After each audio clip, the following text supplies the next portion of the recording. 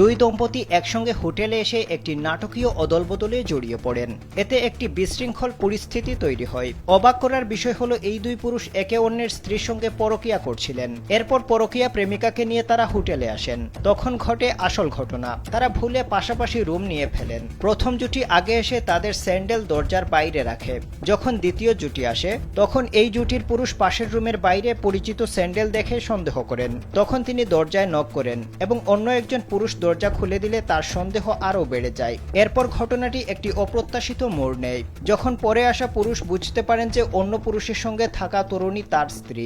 বিষয়টি পরিষ্কার হতেই প্রথমে আসা পুরুষ আরও বিস্মিত হয়ে যান। তিনি দেখতে পান দ্বিতীয় পুরুষের সঙ্গে আসা তরুণী তার স্ত্রী। এরপর এই চারজন একে অপরের হাতে ধরা পড়ে যান। স্যান্ডেলিনা সো, রূপচর্চায় আভিজাত্য। এই ঘটনা সত্যি নাকি কোনো নাটক সিনেমার অভিনয় ছিল তা নিশ্চিত হওয়া যায়নি।